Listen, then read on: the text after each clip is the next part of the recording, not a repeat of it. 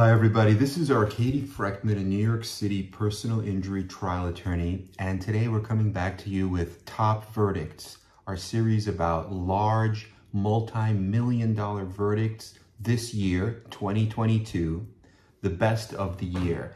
And today I wanted to talk about a case that involved a chemical known as perchloroethylene, PERC, and it's used in dry cleaning.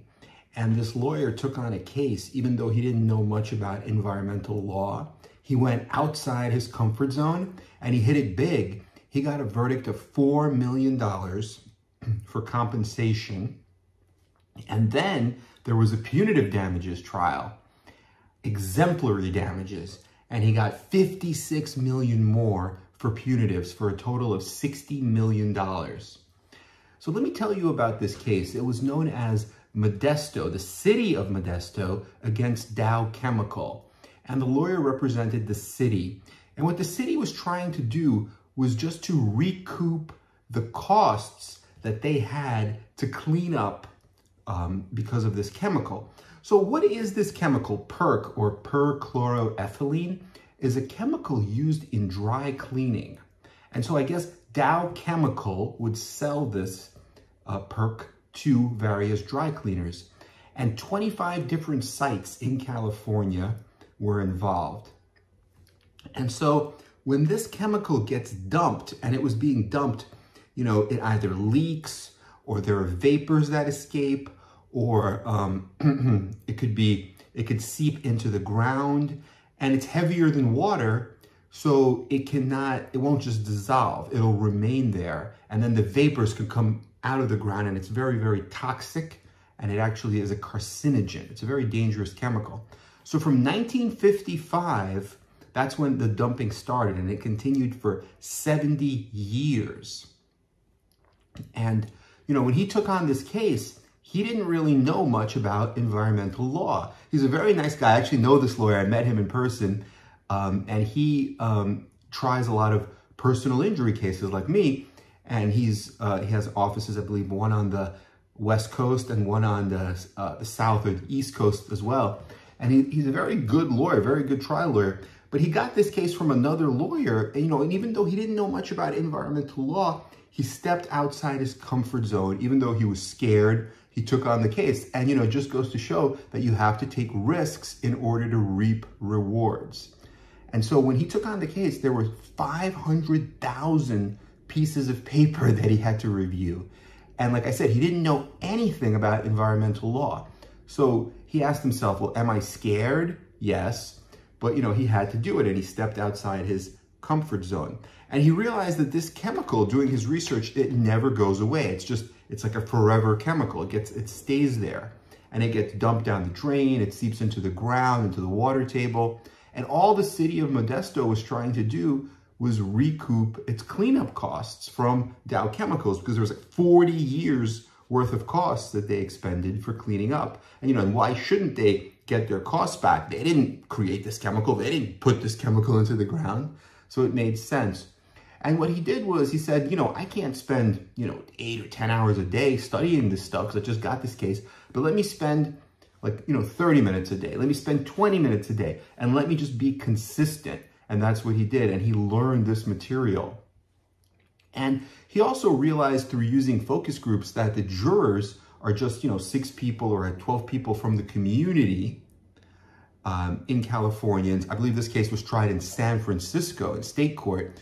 So it's just, you know, 12 people from, let's say, the community, right, your neighbors. They're not going to care about all these technical legal arguments or technical, you know, chemical arguments in briefs and in scientific reports.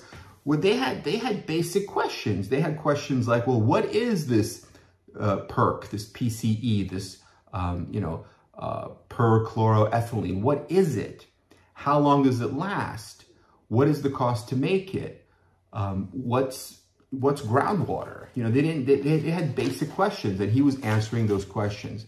So I reviewed some of the trial. I actually watched the opening statement. It was broadcast live from the courtroom, and you could watch it on Zoom. So it was very interesting because in the opening statement, he explained this chemical is heavier than water. It seeps into the soil. It turns into vapor and it comes back up. There's 25 different dry cleaning sites. And the trial is really about one of these sites. That's what they're going to focus on. How it seeps into the ground, how it evaporates, but the vapor is still there, can make people sick, and how it leaks, because dry cleaning, of course, when they're using chemicals, they could have leaks. And so it's been there for 70 years, and for 50 out of those 70 years, the defendant, Dow Chemical, told the dry cleaners it was safe to use. And, just a little bit of research, just Google research from a scientific study on this perk shows that it's a toxin, it's a neurotoxin, it's a carcinogen, and it's an environmental pollutant.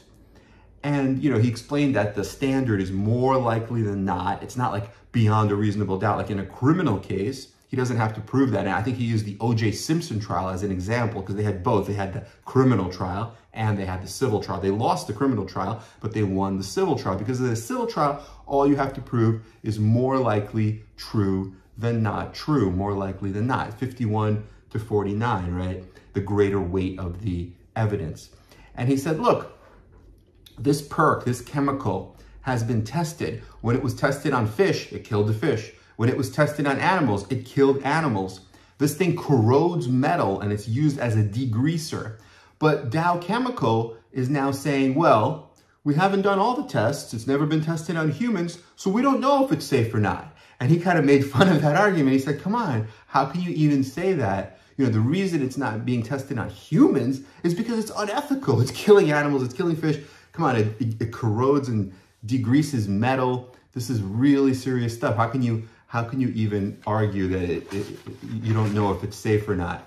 And then he actually took out a bucket, like a real 5-gallon bucket in the courthouse, in the courtroom as he's doing his opening. And he says, look, if I fill this bucket with this chemical, perk, and then imagine this courthouse, not this courtroom, but this entire courthouse. I don't know how big the courthouse was, but I'm guessing probably it's like a tall courthouse, maybe like, 8 stories. And if we take 8 of these courthouses and we fill all 8 of them with water, just from the basement up until the roof, just fill the courthouses with water, 8 of them, and then we dump 1 5-gallon bucket of this chemical into the water, that water will be unsafe. So, but he said, but Dow Chemical didn't do that. What Dow Chemical did is equivalent to 55 gallons of perk being dumped into like 8 courthouses of water. So it's much, much worse. But even 1 bucket would exceed the legal limit for what is safe water. So just a little bit more about the case. It was interesting because what he did was every day after trial, he would summarize the case on social media, just a brief summary, like 20 or 30 seconds. We'd be on Instagram or on TikTok. I would watch some of these. I didn't watch all of these, but it was interesting because, sometimes he would get a ruling against him, but it wouldn't really set him back. It was a long trial. I believe the trial was like a month long. And he just stayed in it. He followed a regimen. Like he would wake up every morning and at 5 a.m. he would go to the gym. And he said that kept him energized to be able to do this trial because a lot of other lawyers would just get tired and they would just, a month into a trial, they would just be like almost giving up and a little bit like lackadaisical and just tired and, languished and everything. But he just kept up the energy and he did a great job. I mean, 60 million is what Dow Chemical actually makes in 10 hours. And they were arguing that that's too much punishment in terms of punitive damages because they knew the chemical was dangerous and they still continued to sell it. They didn't warn any of the dry cleaners about it. So he said, look, how could it be too much punishment? They make this money in 10 hours, in less than a day. And then, the defendant was basically, being a defendant, right? Like we talked about, they were saying, look, we don't know if it's unsafe and all this stuff. And they were just being very, very difficult. And then he sat down with a friend of his and he thought, well, what a blessing. What a blessing that these people are who they are because it gives everyone a job. It gives everyone a purpose, right? So he took that anger and instead of becoming angry, because when you become angry in front of the jury, in front of the judge, it's not going to be good. So when he took that anger, he almost like put the anger in a chair and he sat down and he had a conversation with the anger. He just had a chat with it. And he like, and it allowed him to be a better lawyer. So he really did the good job. Like I said, he kept that routine. He spoke to focus groups, and he spoke to, even before the trial, I think during the trial, he kept doing focus group research, and he realized that jurors, everyday people, just our neighbors, people from the community, they really don't like when someone is hiding the ball. And that's what, hiding the truth. And that's what Dow Chemical was doing. That's what these defendants were doing. And he just embraced it. He said, look, all we want to do here is get back our costs. We spent money, the city of Modesto spent money to clean this up. We just want to get back our costs. We didn't put it here. We didn't make it. Why should we have to pay the costs, right? It makes sense. That's all they were asking for. So they weren't like coming in there and trying to be like, oh, we're looking for crazy like money or something about helping, like sometimes some plaintiffs just say like, I want to ring the bell. I want to make all this money. You can't really do that. You just have to be more humble and be more honest and just use common sense. Like, what is the real essence of this case? And that's what he did. And it was very successful. And he found out, during the trial in voir dire, he questioned a lot of the jurors, because right now, a lot of people are talking about Camp LeJeune, and there are a lot of toxins in the water at Camp LeJeune. And one of the toxins in the water at Camp LeJeune that people are suing over now in North Carolina, and there's a lot of cases, a lot of advertising about it. I did a video about Camp LeJeune a few weeks ago as well, and I'm handling a few of those cases. So basically, it was the same thing. It was this perk that was killing people and making people very sick at Camp LeJeune. And that's the same thing that that Dow Chemical was providing to all these dry cleaners in the city of Modesto that this case was about. So he thought, in general, the case went, the case went really well. Like I said, like sometimes he didn't know exactly what was going to happen. At one point, there was actually a lot of bad rulings. Like he couldn't get things into evidence. And the judge said, you know what, I'm not going to allow that into evidence. So then he thought, oh my God, if I can't get this into evidence, I'm going to lose the trial. But what he did was he stayed calm and he said, okay, judge, if you're not going to allow it into evidence, fine. And then he found out and he researched and he got the same information, but he got it in through a different way, because there's a lot of different rules of evidence. So if it doesn't go in through one witness, you could try to get it in through another witness. So he stayed, malleable, stayed on his feet, stayed positive, and he was able to win the case. And the final point, there was one witness, and the witness was a defense witness, and the witness was from the EPA, the Environmental Protection Agency. And so the EPA studied this chemical, and at first, when they first started studying the chemical, they had no idea, that the chemical was dangerous. And so the defense called that expert, he said, look, I'm from the EPA, I'm from the government, and we don't even know about this chemical. We didn't know it was dangerous. So then, Dow Chemical tried to use that to win the case.